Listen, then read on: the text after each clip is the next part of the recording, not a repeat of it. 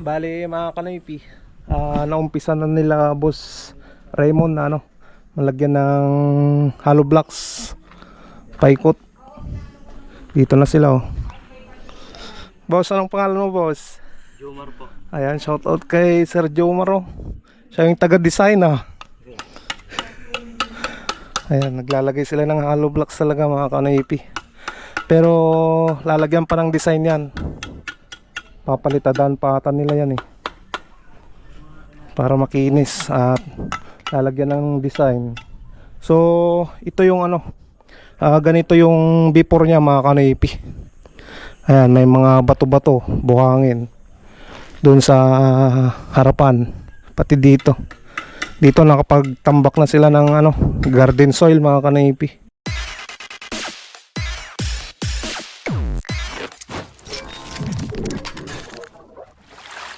What's up mga kanoypi? Nagbabalik si Kanoypi for another video. Araw ng linggo.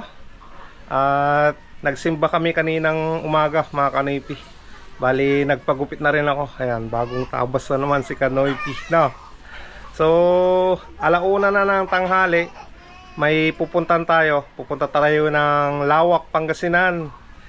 Shout out kay Sir JR at Ma'am Ana from Canada. At punta natin yung bahay nila mga kanoypi dahil may nirepair ako na magla-landscape sa kanilang bahay. At ayun, shoutout kay Boss Raymond. Siya yung na nirepair ko sa kanila na magla-landscape doon mga kanoypi. Ngayong araw nila na uumpisahan yung pag-landscape mga kanoypi. So alauna na, siguro marami na silang nagawa doon sa kanilang bahay, yung ginagawa nilang pag-landscape. At ipapasok ko na lang yung clip mga kanoypi, yung araw na nagtrabaho kami doon. Makikita nyo naman na ganyan pa lang yung video niya, yung itsura niya, yung harapan ng bahay nila mga kanoypi. So pasok. Picking up the pieces of a broken heart, guess I was chosen. Stitch it back together, better late than never, steady motion. Can't control my fate, but I control all these emotions. So nakita nyo naman mga kanoypi na ganyan pa lang yung itsura niya, yung harapan ng bahay nila Sir JR at Ma'am Ana. At pupuntahan natin yung bahay nila ngayon para makita natin kung ano na yung pinagbago, Ayan, puntahan natin mga kanoypi yung bahay nila Sir JR at Ma'am Ana.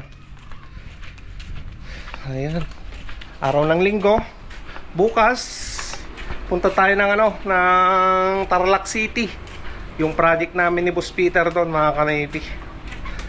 Ayan, bali kompleto naman lahat yung mga materyales na gagamitin doon. Wala nang problema,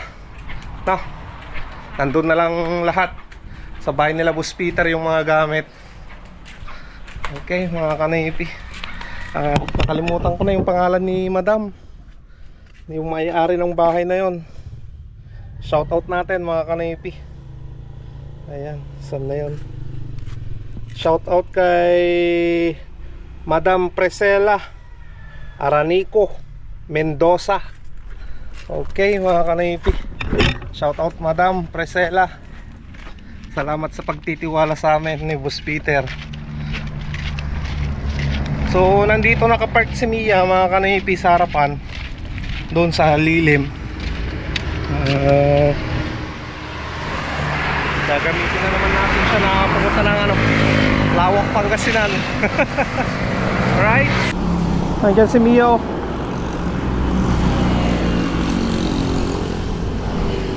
Ay, grabe ang init mga kanoypi.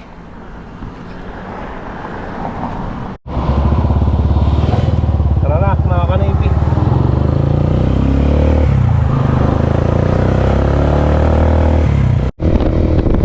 ayan mga kanoypi, nandito na tayo sa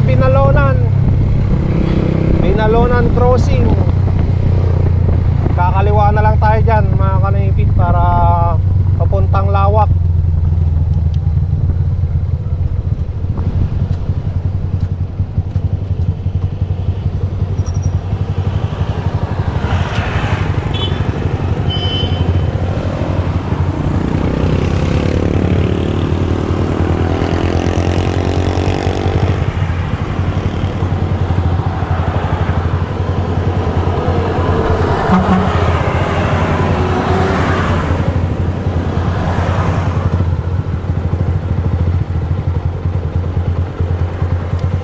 Bukas malayo-layo na naman yung biyahe ni Mia mga kanaypi.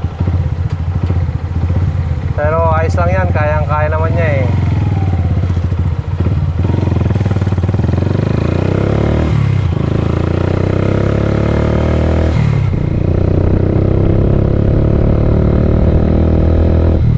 Ayan mga kanaypi, dito na tayo sa way na papunta doon kina Sir JR. Ayan.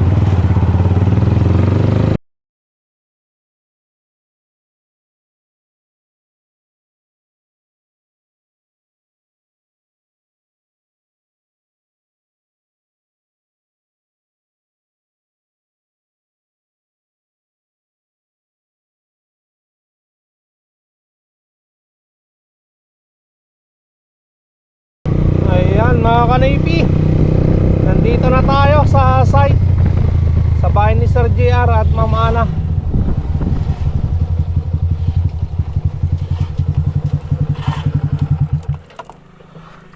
Yan si Boss Raymond, no? Boss!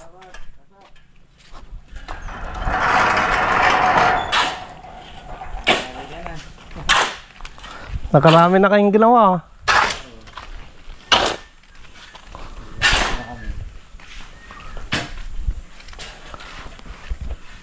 Hanggang bukas, natatapos yung box. Ay, hanggang doon sa baba. Hanggang doon sa box.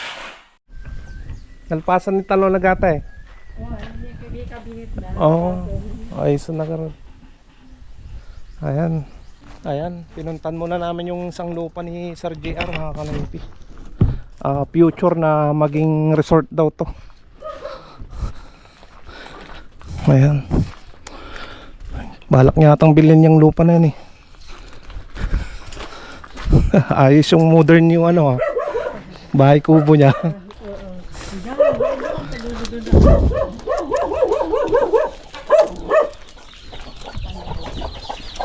Nalawa pa yung gamit lang yan.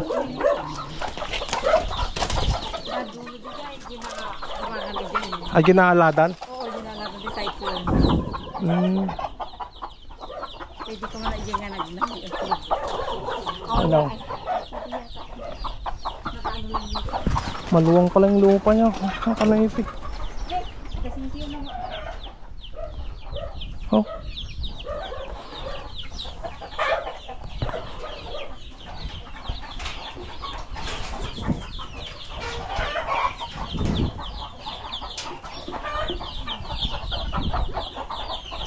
Maya mo lang.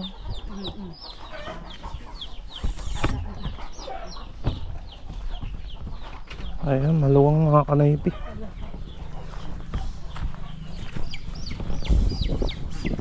Bali mga kanaypi, naumpisa na nila Boss Raymond na malagyan ng hollow blocks, paikot. Dito na sila oh. Boss, anong pangalan mo, boss? Jomar po. Ayan, shout out kay Sir Jomar oh. Siya yung taga-design ah. Ayan, naglalagay sila ng hollow blocks talaga mga kanaypi.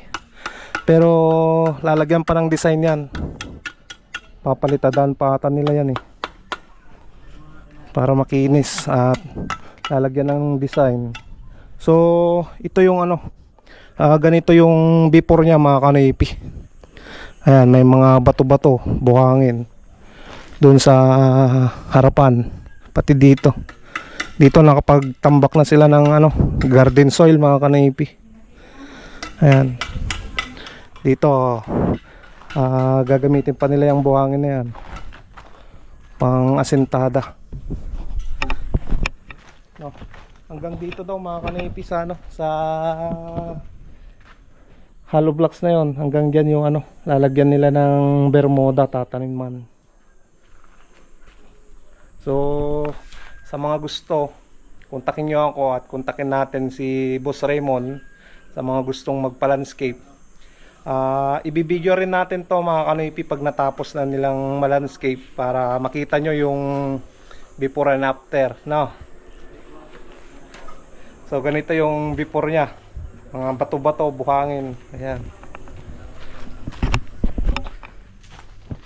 Kaninang umaga lang sila na nag-start na na maggawa dito. Ayan, dito sa harapan, ganyan na eh.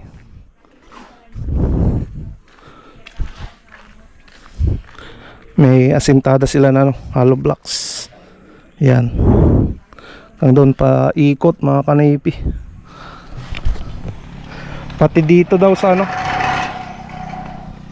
Pati dito sa harapan lalagyan nila ng ano, ng design mga kanaypi. Magtatanim pa sila dito sa harapan ng ano, ng bakod nila. Ayan. Pero uunahin pa ata nila dyan sa loob bago dito kabilaan. Makikita nyo lahat yan mga kanaypiga pag natapos na nilang gawin, dahil ibibideo natin yan mga kanaypi para makita nyo, para may idea kayo kung ano yung gagawin nila dito na landscape sa bahay ni Sir JR at Ma'am Ana from Canada. Right mga kanaypi. Ayan, lapitan natin si Boss Raymond, yung boss nila na magla-landscape dito, no? So ano yung damo na ilalagay nyo dito, boss? Karabaw yan. Ay, Carabao. Carabao grass. Karabaw daw. Yan ang gusto ni boss. Karabaw daw.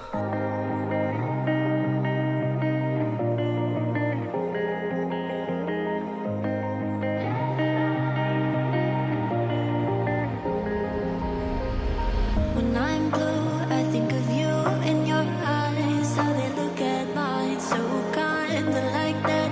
You slow down time and everything's just Boss, anong mga halaman na ilalagay mo dito, boss?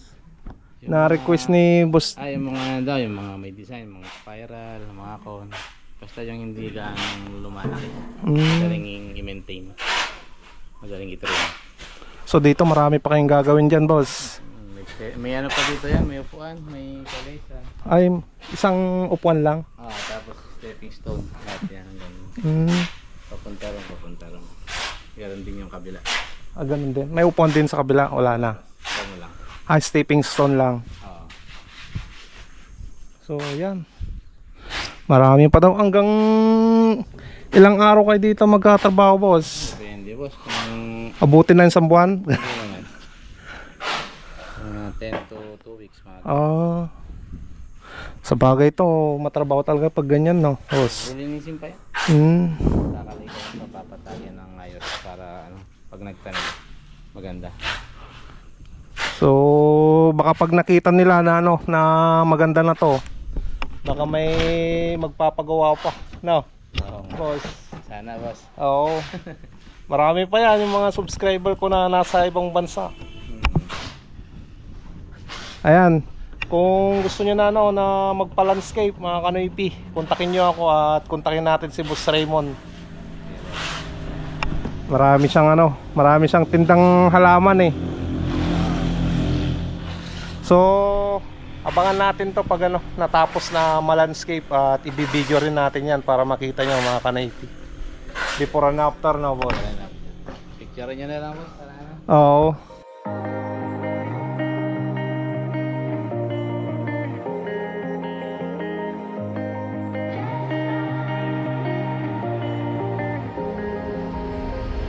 when I'm blue, I think of you in your eyes, how they look at mine, so kinda like that.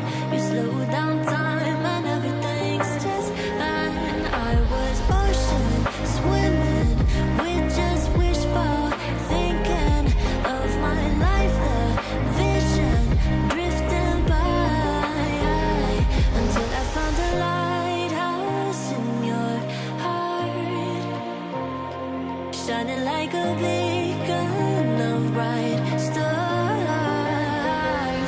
How did life go wandering far until I found a lighthouse in your heart, guiding me out the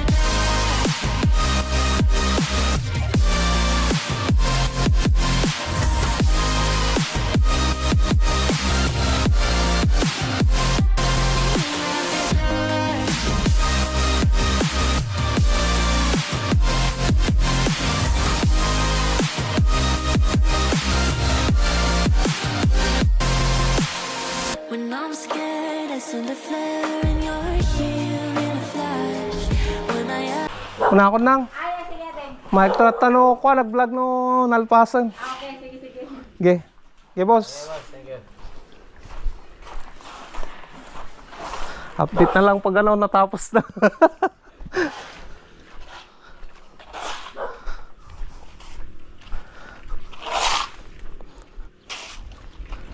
Ayan.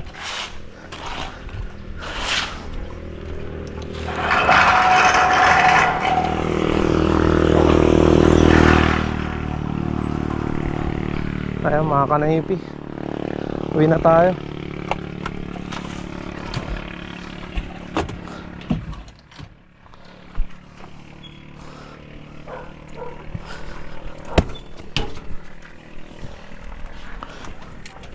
Balikan na lang natin yan pag ano, tapos na nagawa ni Boss Raymond.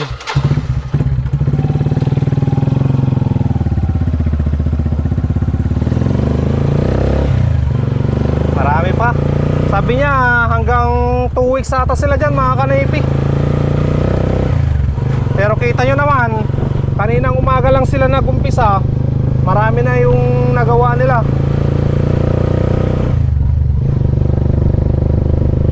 Sabi ni Boss Raymond dyan, maganda daw yung kakalabasan yan eh. Kaya update ko na lang kayo mga kanaipi pag ano, natapos na. At bibidyo natin ulit nang makita nyo yung gawa niya.